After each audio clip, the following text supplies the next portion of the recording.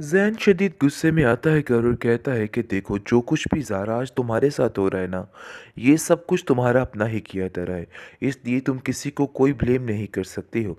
जिस पर वो कहती है कि मैं जानती हूँ इस बात को, लेकिन आखिर मेरा इन सब चीज़ों में क्या कसूर था। मैंने तो वाकई में उसको दिल से प्यार किया था, लेकिन आप देखेंगे जी बहुत ज़्यादा गुस्से में आ चुका है ज़ैन और कहता है कि अब तुम किसी भी मामले में मुझे आगे नहीं करोगी। हम लोग अब तुमसे काफ़ी ज़्यादा पूर हो चुके हैं और हमारी बिल्कुल भी मर्ज़ी नहीं है। देखो तुम जो कुछ करना चाहती थी तुमने कर लिया। अब तुम्हारी इस घर में एक नहीं सुनी जाएगी, क्योंकि वो तरह-तरह की फ़ज़ूलियात कर रही है। इस कदर पागल हो जाती है, किसको किसी बात की समझ नहीं आती। अपने मुँह से ही इस चीज़ का इज़हार करने लग जाती है कि मैं पागल हो चुकी हूँ। नाज़रीन, जैसा कि आपने देखा कि हनान ने जो कुछ किया था उसकी उसको बड़े बुरे तरीके से सज़ा मिल चुकी है, लेकिन हनान को इस चीज़ का अंदाज़ा ही नहीं था कि उसके साथ इस कदर जुल्म और सितम हो जाएगा। क्योंकि जो कुछ वो समझ रहा था कि उसकी रस्सी दराज थी और दराज ही रहेगी और वो इसी तरह से हर एक से पैसे बटोरता जाएगा और किसी को कानो कान खबर नहीं होगी, लेकिन उसका ये अंदाज़ा बिल्कुल गलत था। आज जाकर जैन बड़े गुस्से से उसकी माँ को कहता है कि आज जो कुछ भी हुआ है आपके बेटे के साथ सिर्फ और सिर्फ आपका अपना किया धरा है, इसलिए आप किसी को ब्लेम नहीं कर सकती है। आपकी वजह से ही ये सब कुछ हो रहा है। जिस पर वो कहती है कि हाँ, मैं इस चीज़ को मानती हूँ। मुझे पता है कि मैंने ही सब कुछ किया, अपने बेटे के दिल में लालच डालकर इस कदर उसका दिमाग ख़राब कर दिया कि उसको खुद को समझ ना आई। इसके बाद आप देखेंगे कि वो कहता है कि अब पछताने से कुछ भी नहीं होगा। आप लोगों ने जो कुछ करना था सो कर दिया। कितने लोगों की ज़िंदगियाँ उजाड़ कर रखती हैं। बहरहाल जी, आप देखेंगे कि माजिदा कहती है कि मेरी ज़ारा का आखिर क्या कसूर था कि उसके पास ये सब कुछ उसके साथ हो गया। इतनी सी उम्र में उसको इतने दुख लगे कि मैं कुछ सोच नहीं सकती हूँ। जिसको सुनकर वो कहता है कि ये सब कुछ आपका ही किया धरा है। बेजा बेटी से मोहब्बत ने आपकी आंखों पर पट्टी डाल दी नहीं था कि तुम्हारी ज़िंदगी को तबाह किया जाए। मैं तो सिर्फ आप लोगों की मदद करना चाहती थी और मदद के चक्कर में कि देखो ये सब कुछ क्या हो गया, मुझे तो खुद कुछ समझ नहीं आ रही है। खैर, माजिदा काफ़ी ज़्यादा रोती है और कहती है कि मुझे तो समझ नहीं आ रही कि आखिर ये सब कुछ क्या हो गया। अचानक से ज़ारा की ज़िंदगी इस तरीके से फ़ना हो जाएगी, मुझे तो अंदाज़ा ही नहीं था। आखिर उसके साथ ऐसा कैसे हो सकता है? बहरहाल जी, अब पछताने का तो कोई फ़ायदा ही नहीं है, क्योंकि ये सारी बिल्कुल फ़ज़ूल की बातें हैं। जो कुछ इनको पहले करना चाहिए था वो इन लोगों ने नहीं किया, बल्कि अब पछताने का तो कोई फ़ायदा ही बाकी नहीं रहा है, क्योंकि ये सब कुछ सिर्फ़ और सिर्फ़ इनका अपना किया धरा है, जो कि इन लोगों के सामने आ रहा है। वलीद को जैसे ही पता चलता है वो कहता है कि इसका अंजाम यही था, क्योंकि जो कुछ भी हुआ है इन लोगों ने खुद ही अपने साथ ये सारा कुछ खिलवाड़ किया है। वो बहुत बचाने की कोशिश कर रहा था हनान को, लेकिन हनान अपने सारे बुरे मकसद से पीछे नहीं हटा, बल्कि उसने सिर्फ़ और सिर्फ़ अपनी लालचपन को ही आगे करने की कोशिश की। बहरहाल मिनाहिल की वजह से काफ़ी परेशान हो चुकी है सबा और सबा को यकीन हो चुका है कि मामला कुछ भी ठीक नहीं है, बल्कि मामला ख़राब ही होने वाला है। जो सोच रही है उसकी सारी सोच बिल्कुल ठीक है।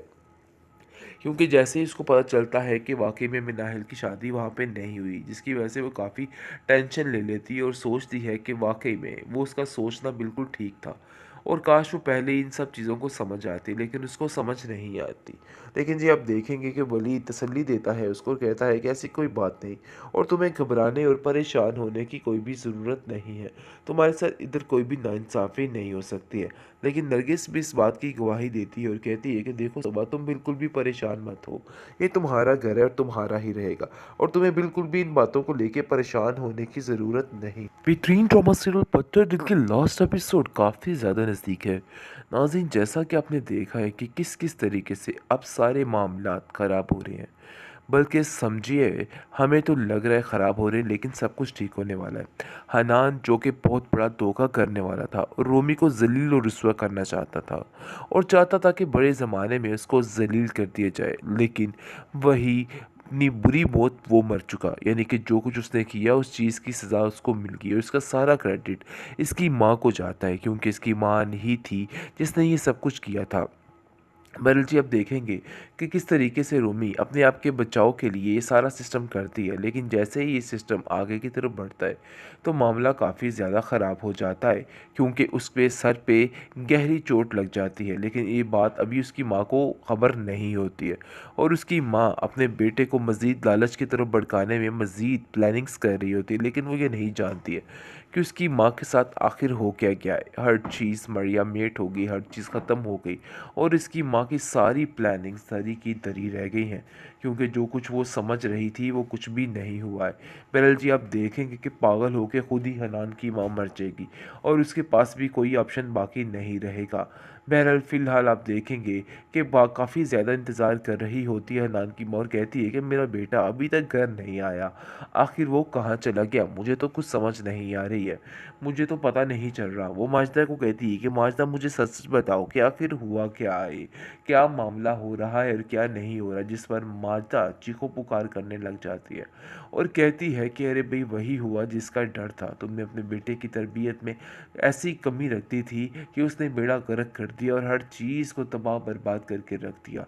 लेकिन जी, आप देखेंगे कि जैसे ही ज़ारा को इस बात का पता चलता है तो वो काफ़ी ज़्यादा रोने लग जाती है, क्योंकि उसके पास कोई ऑप्शन नहीं रहता। मिनाहिल उसको काफ़ी तसल्ली देता है और कहती है कि तुम फिक्र मत करो, सब ठीक हो जाएगा। लेकिन रूमी साफ-साफ कहती है ज़ारा से कि देखो, मैं ये सब कुछ नहीं करना चाहती थी। मेरा कोई भी मकसद नहीं था कि तुम्हारी ज़िंदगी को तबाह किया जाए। मैं तो सिर्फ़ आप लोगों की मदद करना चाहती थी, और मदद के चक्कर में कि देखो ये सब कुछ क्या हो गया, मुझे तो खुद कुछ समझ नहीं आ रही है। खैर, माजिदा काफ़ी ज़्यादा रोती है और कहती है कि मुझे तो समझ नहीं आ रही कि आखिर ये सब कुछ क्या हो गया। अचानक से ज़ारा की ज़िंदगी इस तरीके से फ़ना हो जाएगी, मुझे तो अंदाज़ा ही नहीं था। आखिर उसके साथ ऐसा कैसे हो सकता है?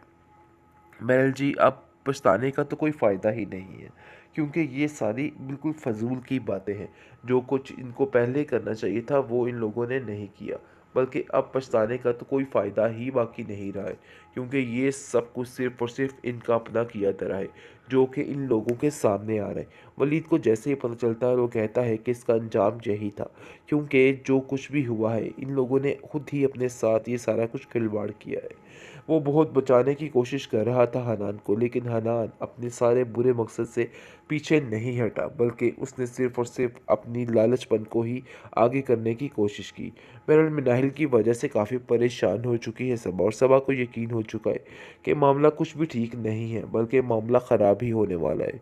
जो सोच रही है उसकी सारी सोच बिल्कुल ठीक है, क्योंकि जैसे ही उसको पता चलता है कि वाक़ई में मिनाहिल की शादी वहाँ पे नहीं हुई, जिसकी वजह से वो काफ़ी टेंशन ले लेती है और सोचती है कि वाक़ई में वो उसका सोचना बिल्कुल ठीक था, और काश वो पहले इन सब चीज़ों को समझ आती, लेकिन उसको समझ नहीं आती।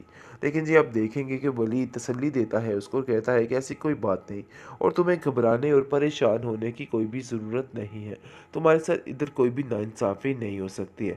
लेकिन नरगिस भी इस बात की गवाही देती है और कहती है कि देखो सबा, तुम बिल्कुल भी परेशान मत हो।